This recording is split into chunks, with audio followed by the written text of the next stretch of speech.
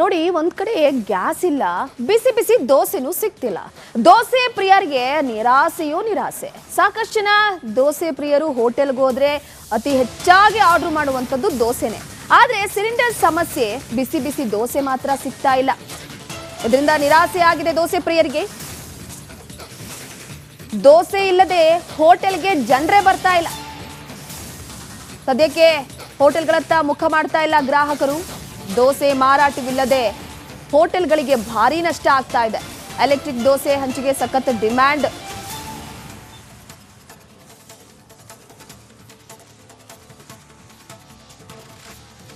ರಾಜಧಾನಿ ಬೆಂಗಳೂರಿನಲ್ಲಿ ಸಿಗುವಂತಹ ದೋಸೆ ಸಿಕ್ಕಾಬಟ್ಟೆ ಫೇಮಸ್ಸು. ಪ್ರತಿಯೊಬ್ಬರು ಕೂಡ ಹೋಟೆಲ್ಗೆ ಬರುವಂತಹ ಸಂದರ್ಭದಲ್ಲಿ ಹೆಚ್ಚಿನವರು ಆರ್ಡರ್ ಮಾಡುವಂಥದ್ದೇ ದೋಸೆ. ಆದರೆ ಸಿಲಿಂಡರ್ ಸಮಸ್ಯೆ ಹಿನ್ನೆಲೆಯಲ್ಲಿ ದೋಸೆಗಳನ್ನು ಸಾಕಷ್ಟು ಕಡೆಗಳಲ್ಲಿ ಬಂದ್ ಮಾಡಲಾಗಿದೆ, ಕೆಲವು ಕಡೆ ಟೈಮಿಂಗ್ನ ಇಡಲಾಗಿದೆ. ಹೀಗಾಗಿ ಗ್ರಾಹಕರು ಸಂಖ್ಯೆ ಇಳಿಕೆ ಆಗಿದೆಯಾ, ಇದ್ರ ಬಗ್ಗೆ ಮಾತಾಡೋದಕ್ಕೆ ನಮ್ಮ ಜೊತೆ ಬೆಂಗಳೂರು ಹೋಟೆಲ್ ಅಸೋಸಿಯೇಷನ್ನ ಕಾರ್ಯದರ್ಶಿಯಾದಂತಹ ವೀರೇಂದ್ರ ಕಾಮತ್ ಅವರಿದ್ದಾರೆ. ಮಾತಾಡ್ಸ್ಕೊಂಡು ಹೋಗೋಣ.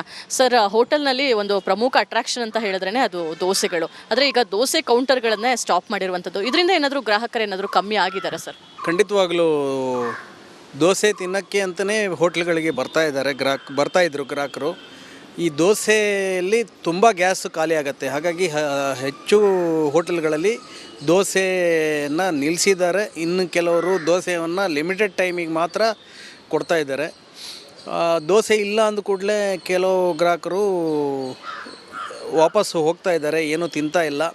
ಯಾಕಂದರೆ ಇಡೀ ದೇಶದಲ್ಲೇ ಅಲ್ಲ, ಪ್ರಪಂಚದಲ್ಲಿ ಬೆಂಗಳೂರು ನಗರದಲ್ಲಿ ಸಿಗೋ ದೋಸೆ ತುಂಬ ಹೆಸರುವಾಸಿ ಮಾಡಿದೆ. ಕೆಲವೊಂದು ಹೋಟ್ಲು ಬರೀ ದೋಸೆನೇ ಮಾಡ್ತಾ ಇರೋದ್ರಿಂದ ಈ ಸಮಸ್ಯೆ ತುಂಬ ಕಾಡ್ತಾ ಇದೆ. ಅಂದರೆ ಟೈಮಿಂಗ್ ಏನಾದರೂ ಫಿಕ್ಸ್ ಮಾಡಿ ಅಂತಹ ಟೈಮಿಂಗಲ್ಲಿ ಕೊಡುವಂಥದ್ದಕ್ಕೆ ಏನಾದರೂ ನಿರ್ಧಾರಗಳಾಗಿದೆಯಾ ಸರ್? ಅಲ್ಲ, ಹೌದು, ಅದು ತುಂಬ ಹೋಟ್ಲಲ್ಲಿ ಟೈಮಿಂಗ್ ಕಡಿತ ಮಾಡಿದ್ದಾರೆ. ಮತ್ತು ದೋಸೆಗಳು ನಿಲ್ಲಿಸ್ಬಿಟ್ಟಿದ್ದಾರೆ. ಯಾಕಂದರೆ ದೋಸೆಗೆ ಒಂದು ಸಿಲಿಂಡ್ರ್ ಖಾಲಿ ಆಗುತ್ತೆ. ಸಿಲಿಂಡ್ರೇ ಸಿಗದೇ ಇದ್ದಾಗ ಬೇರೆ ಐಟಮ್ಮು ಮಾಡೋಕ್ಕಾದರೂ ನಮಗೆ ಸಿಲಿಂಡ್ರ್ ಸಿಗುತ್ತೆ ಅಂತ ಹೇಳಿ ದೋಸೆನ ನಿಲ್ಲಿಸಿದ್ದಾರೆ ಮತ್ತು ಟೈಮಿಂಗ್ಸು ಕಟ್ ಮಾಡಿದ್ದಾರೆ. ಸರ್, ಮೆನು ಕಟ್ ಡೌನಿಂದ ಏನಾದರೂ ಹೊಡೆತ ಬಿದ್ದಿದೆಯಾ ಹೋಟೆಲ್ಗಳಿಗೆ? ಖಂಡಿತವಾಗ್ಲೂ ಈಗಾಗಲೇ ಮೆನ್ಯೂ ಕಟ್ ಡೌನಿಂದ 25% ವ್ಯಾಪಾರ ಕಮ್ಮಿ ಆಗಿದೆ ಹೋಟ್ಲುಗಳಲ್ಲಿ. ಅದ್ರ ಜೊತೆಗೆ ಟೈಮಿಂಗ್ಸು ಕಟ್ ಡೌನ್ ಮಾಡಿದ್ದೀವಿ. ಸೊ ಹೆಚ್ಚು ಕಮ್ಮಿ ಒಂದು 25-30% ವ್ಯಾಪಾರ ಕಮ್ಮಿ ಆಗಿದೆ ಹೋಟ್ಲುಗಳಲ್ಲಿ. ಜನ ಬರೋದೇ ಕಮ್ಮಿ ಆಗಿದೆ, ಹಾಗಾಗಿ ವ್ಯಾಪಾರ ಕಮ್ಮಿ ಆಗಿದೆ. ಬಂದವರು ಏನು ಸಿಗುತ್ತೆ ಅದು ತಿನ್ಕೊಂಡು ಹೋಗ್ತಾ ಇದ್ದಾರೆ. ಕೆಲವರು ಅನಿವಾರ್ಯ ಇದ್ದವರು, ಇನ್ನು ಕೆಲವರು ದೋಸೆನೇ ಬೇಕು ಅಂತ ಹುಡ್ಕೊಂಡು ಹೋಗ್ತಾ ಇದ್ದಾರೆ. ಯಾಕಂದರೆ ತುಂಬ ಜನ ನಮ್ಮ ಗ್ರಾಹಕರು ಹೋಟೆಲ್ ಮೇಲೆ ಡಿಪೆಂಡ್ ಆಗಿದ್ದಾರೆ. ಸೊ ಆದಷ್ಟು ಬೇಗ ಇದು ಸರಿಯಾಗಲಿ ಅಂತ ನಾವು ಒಂದು ಆಶಾದಾಯಕವಾಗಿ ಇರೋಣ. Thank you. ಇಷ್ಟು ವೀರೇಂದ್ರ ಕಾಮತ್ ಅವರ ಮಾತು. ಅಂದರೆ ಪ್ರಮುಖವಾಗಿ ದೋಸೆ ಪ್ರಮುಖವಾದಂತಹ ಅಟ್ರಾಕ್ಷನ್ ಇರ್ತಿತ್ತು. ಆದರೆ ಈಗ ದೋಸೆಗೆ ಹೆಚ್ಚು ಸಿಲಿಂಡರ್ ಬಳಕೆ ಬೇಕಾಗಿರುವಂತಹ ಹಿನ್ನೆಲೆಯಲ್ಲಿ ಸಾಕಷ್ಟು ಹೋಟೆಲ್ಗಳಲ್ಲಿ ದೋಸೆಗಳನ್ನು ಬಂದ್ ಮಾಡಲಾಗಿದೆ. ಇನ್ನು ಕೆಲವು ಕಡೆ ಟೈಮಿಂಗ್ಗಳನ್ನು ಫಿಕ್ಸ್ ಮಾಡಲಾಗಿದೆ. ಜೊತೆಗೆ ದೋಸೆಗೆ ಅಂತ ಹೇಳಿ ಸಪ್ರೇಟ್ ಆದಂತಹ ಒಂದು ಸ್ಟವ್ ಕೂಡ ಬರ್ತಾ ಇದೆ, ಅದಕ್ಕೂ ಕೂಡ ಕಾಯಬೇಕಾದಂತಹ ಪರಿಸ್ಥಿತಿ ಇದೆ. ಇದು ಎಲ್ಲದರಿಂದ ಹೋಟೆಲ್ ಉದ್ಯಮದ ಮೇಲೆ 25-30% ನಷ್ಟ ಉಂಟಾಗಿದೆ ಅನ್ನೋ ಒಂದು ವಿಚಾರವನ್ನು ಕೂಡ ಅವರು ಹಂಚಿಕೊಂಡಿರುವಂಥದ್ದು. ಕ್ಯಾಮ್ರಾ ಪರ್ಸನ್ ಧನುಷ್ ಜೊತೆ ದೀಪ್ತಿ ತೋಳ್ಪಡಿ. ನೋಡಿ, ಒಂದ್ ಕಡೆ ಗ್ಯಾಸ್ ಇಲ್ಲ, ಬಿಸಿ ಬಿಸಿ ದೋಸೆನೂ ಸಿಗ್ತಿಲ್ಲ. ದೋಸೆ ಪ್ರಿಯರಿಗೆ ನಿರಾಸೆಯೋ ನಿರಾಸೆ. ಸಾಕಷ್ಟು ಜನ ದೋಸೆ ಪ್ರಿಯರು ಹೋಟೆಲ್ಗೆ ಹೋದ್ರೆ ಅತಿ ಹೆಚ್ಚಾಗಿ ಆರ್ಡರ್ ಮಾಡುವಂಥದ್ದು ದೋಸೆನೆ. ಆದ್ರೆ ಸಿಲಿಂಡರ್ ಸಮಸ್ಯೆ, ಬಿಸಿ ಬಿಸಿ ದೋಸೆ ಮಾತ್ರ ಸಿಗ್ತಾ ಇಲ್ಲ. ಇದರಿಂದ ನಿರಾಸೆ ಆಗಿದೆ ದೋಸೆ ಪ್ರಿಯರಿಗೆ. ದೋಸೆ ಇಲ್ಲದೆ ಹೋಟೆಲ್ಗೆ ಜನರೇ ಬರ್ತಾ ಇಲ್ಲ. ಸದ್ಯಕ್ಕೆ ಹೋಟೆಲ್ಗಳತ್ತ ಮುಖ ಮಾಡ್ತಾ ಇಲ್ಲ ಗ್ರಾಹಕರು. ದೋಸೆ ಮಾರಾಟವಿಲ್ಲದೆ ಹೋಟೆಲ್ಗಳಿಗೆ ಭಾರಿ ನಷ್ಟ ಆಗ್ತಾ ಇದೆ. ಎಲೆಕ್ಟ್ರಿಕ್ ದೋಸೆ ಹಂಚಿಗೆ ಸಖತ್ ಡಿಮ್ಯಾಂಡ್.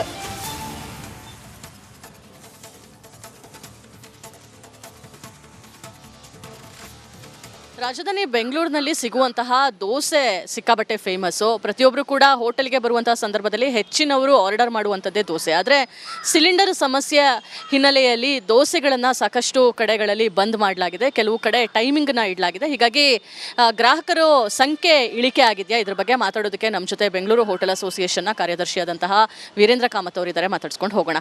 ಸರ್, ಹೋಟೆಲ್ನಲ್ಲಿ ಒಂದು ಪ್ರಮುಖ ಅಟ್ರಾಕ್ಷನ್ ಅಂತ ಹೇಳಿದ್ರೆ ಅದು ದೋಸೆಗಳು. ಆದರೆ ಈಗ ದೋಸೆ ಕೌಂಟರ್ಗಳನ್ನೇ ಸ್ಟಾಪ್ ಮಾಡಿರುವಂಥದ್ದು. ಇದರಿಂದ ಏನಾದರೂ ಗ್ರಾಹಕರು ಏನಾದರೂ ಕಮ್ಮಿ ಆಗಿದ್ದಾರೆ ಸರ್? ಖಂಡಿತವಾಗ್ಲೂ ದೋಸೆ ತಿನ್ನೋಕ್ಕೆ ಅಂತಲೇ ಹೋಟ್ಲ್ಗಳಿಗೆ ಬರ್ತಾ ಇದ್ರು ಗ್ರಾಹಕರು. ಈ ದೋಸೆಯಲ್ಲಿ ತುಂಬ ಗ್ಯಾಸ್ ಖಾಲಿ ಆಗುತ್ತೆ. ಹಾಗಾಗಿ ಹೆಚ್ಚು ಹೋಟೆಲ್ಗಳಲ್ಲಿ ದೋಸೆಯನ್ನು ನಿಲ್ಲಿಸಿದ್ದಾರೆ. ಇನ್ನು ಕೆಲವರು ದೋಸೆಯನ್ನು ಲಿಮಿಟೆಡ್ ಟೈಮಿಗೆ ಮಾತ್ರ ಕೊಡ್ತಾ ಇದ್ದಾರೆ.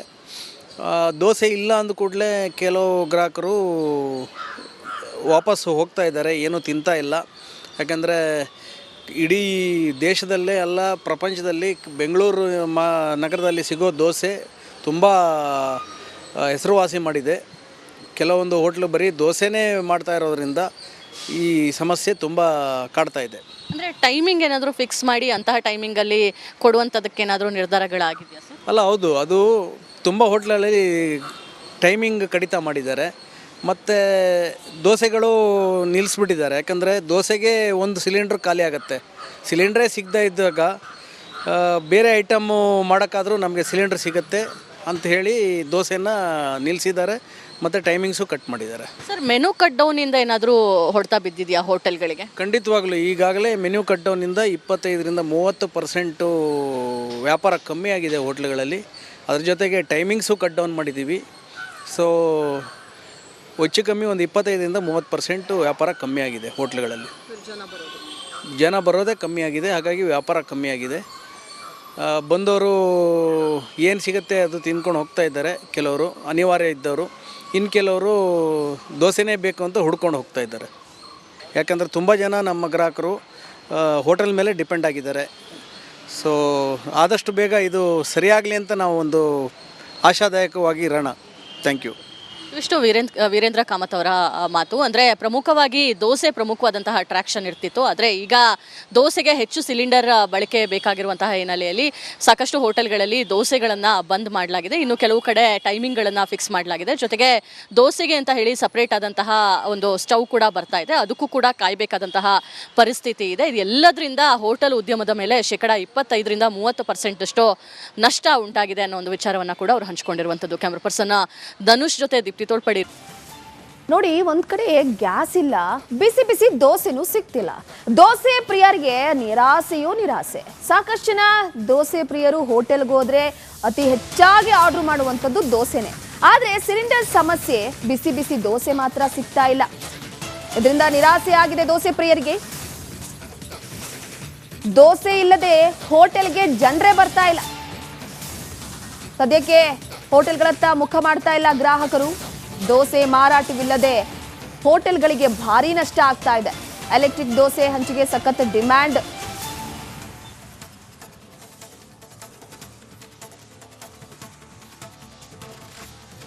ರಾಜಧಾನಿ ಬೆಂಗಳೂರಿನಲ್ಲಿ ಸಿಗುವಂತಹ ದೋಸೆ ಸಿಕ್ಕಾಬಟ್ಟೆ ಫೇಮಸ್ಸು. ಪ್ರತಿಯೊಬ್ಬರು ಕೂಡ ಹೋಟೆಲ್ಗೆ ಬರುವಂತಹ ಸಂದರ್ಭದಲ್ಲಿ ಹೆಚ್ಚಿನವರು ಆರ್ಡರ್ ಮಾಡುವಂಥದ್ದೇ ದೋಸೆ. ಆದರೆ ಸಿಲಿಂಡರ್ ಸಮಸ್ಯೆ ಹಿನ್ನೆಲೆಯಲ್ಲಿ ದೋಸೆಗಳನ್ನು